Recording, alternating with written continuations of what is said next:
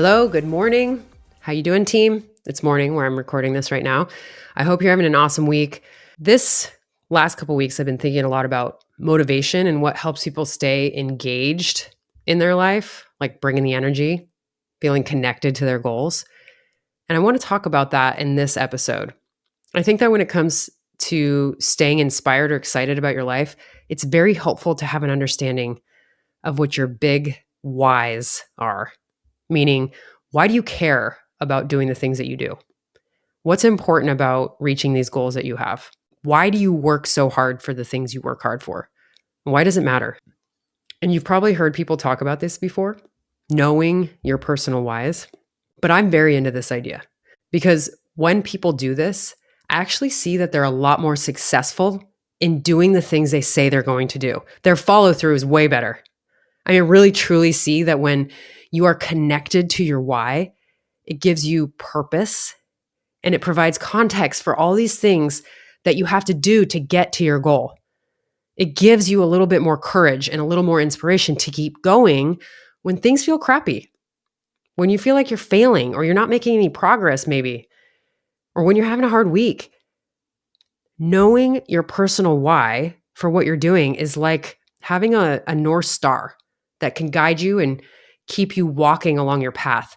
And because I've been using this technique for so long, it's become really apparent that when people don't have a context for what they're doing, they're more apt to let it go. They give up on it, whatever it might be. They're done. They don't care. It doesn't matter to them. Now, I'll give you an example. When you tell someone to get 8 hours of sleep, they might not give a rip. They'll say, oh, well, I like to stay up because it's my downtime. It's my me time.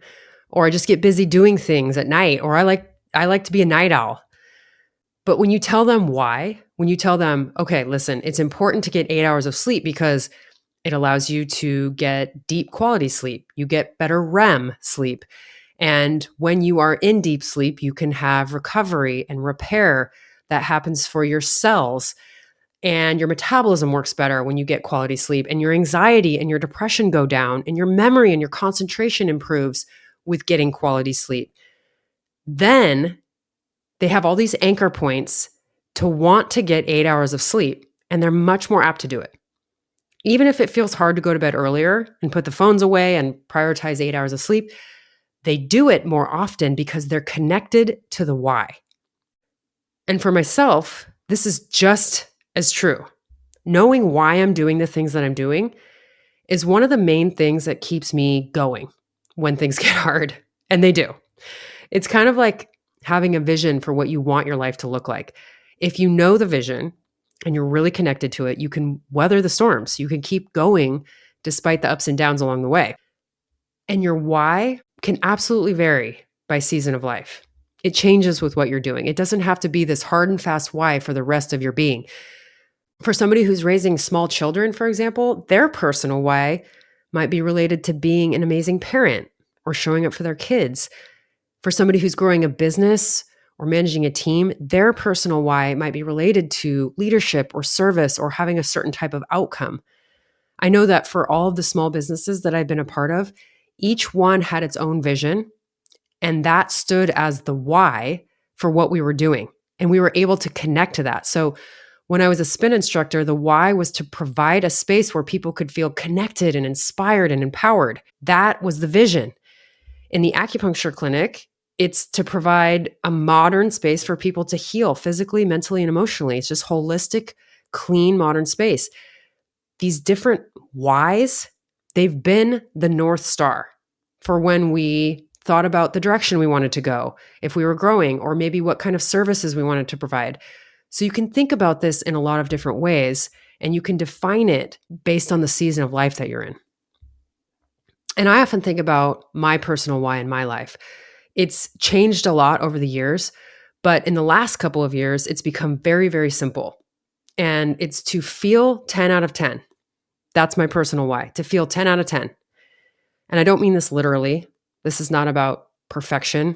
It's just really more about a mindset rather than a permanent state of being. I have no expectation that I'm going to feel 10 out of 10 every single day, but it's something that I want to be striving for. And it provides this foundation for how I want to think about things, how I want to plan and prepare and work to get to that 10 out of 10 feeling in each area of my life. The first time I thought about my personal why in this way was years ago when I was working with a mentor of mine in his acupuncture clinic. His name is Bob Doan. He's like an awesome, brilliant guy, brilliant acupuncturist. And I was working with him for 3 weeks, observing all of his patient interactions. And he would always ask every new patient, how good do you want to feel on a scale of 1 to 10? And it was the first time I'd really ever heard somebody use that as a consistent way to scale someone's motivation. And these patients, bless their hearts, they would give him answers like, I'd love to feel 7 out of 10. I'd love to be 8 out of 10. And what really struck me is that so many people didn't say that they wanted to feel 10 out of 10. And this was largely due to the fact that many of them were pretty sick and they didn't feel like a 10 out of 10 was possible for them. But it really stuck with me. And since then, I've been thinking about how can I make each realm of my life feel like a 10 out of 10? And so now I use that as kind of a filter. And it feels very easy for me to visualize this and score it for myself. For example, when I think about energy, it's very easy for me to say, what kind of energy do I have right now? What number would I be? Am I 7? Okay, how do I get to be a 10 out of 10? And over the years, I've just been in the practice of doing this so that now I can understand how different things in my day and different habits that I keep influence that energy. So now I'm able to stay a lot more consistent and I can be an 8 or a 9 or a 10 out of 10 very consistently. It's taken me time to tweak things, but it's such an easy way for me to check in with myself. I had to get more dialed in on my sleep and prioritize that more because I used to stay up really late and I wasn't a great sleeper. Now I go to bed earlier than I ever had, and I get up earlier than I ever have. And truthfully, it's not always easy for me to do that. I'd actually prefer to stay up later, but I know that I don't feel 10 out of 10 energy as a result. And if that's my big why, I've got to lock it in. And that's something that I've been working on for a long time. I also know that I have to move my body every day or I don't feel great. I have to exercise. And for me, in this season of my life, I know what kind of exercise works better. I move towards weight training, and that really helps me have great energy. So I'm constantly tweaking things to find how I can get to that 10 out of 10 in a really effective way. Same thing goes for nutrition. You figure out what works for your body and you understand, okay, what's going to make me feel 8, 9, 10 out of 10? How can I get to those high numbers and stay there? My eating has changed quite a bit in the last couple of years. I've had to figure out what works for my body in this season of my life. And now I don't stray from it that much because I don't want to sacrifice the energy. I don't drink as much alcohol as I used to because as I've gotten older, I just don't tolerate it as well. And it steals my energy and I just don't want to give that up. And so it's really cool to just be able to think about the big buckets in your life, like energy, and then break it down into these other little habits. What contributes to my energy? Okay, how do I make that little thing more 10 out of 10 so that the big agenda gets to be 10 out of 10? I think about this when it comes to my relationships with my kids.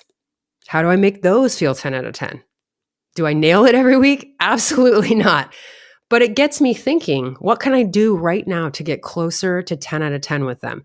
Can I put the work away and sit down and have a conversation with them? Can I give them a few more hugs? Can I be more playful? Like, what does this call for? How can I make my marriage feel more 10 out of 10? Are we spending enough quality time together? Are we communicating? Am I expressing my needs? Am I listening to hers? Are we having fun together? With work, same thing. How can I get closer to 10 out of 10? What does that mean to me? What is 10 out of 10? For me, it means more time freedom. It means more financial freedom. And so are the things that I'm doing and working towards taking me to those goals? Because that matters, right? I might have to think about, okay, how do I show up in this meeting to bring a 10 out of 10 performance in the moment? How do I need to prepare for this workshop so I can be 10 out of 10 in front of that team? What's the most high performing thing I can do in this area of work right now? What makes me feel really alive in my work? What makes me feel most of service and on purpose in my work? These are just examples, but they're all things that you can check in with yourself. And then I think about other things like, what else makes my life feel 10 out of 10? I love to travel. I love to hang out with friends and family. Okay. I love to do things for myself, like play guitar or read. Great. How do I optimize for those things? How do I create 10 out of 10 experiences there? Am I spending time doing the things that I love? Am I prioritizing them? Great question. Am I managing my stress? What are the things that help me stay clear and even? Now, I like this 10 out of 10 scale. It's not something you have to use, but for me, it's just so easy to quantify and it's so easy to assess these different areas of my life. And over time, you get to know the things that take you closer to your 10 out of 10 rather than taking you away from it. So it's a continuous process of sifting and sorting to get you to the place where you're, for the most part, doing things that energize you and lift you up consistently. And remember, one of the big things about having powerful impact is consistency. And that's something I think about all the time. So this is just my take on it. You will certainly have your own personal why for what you do.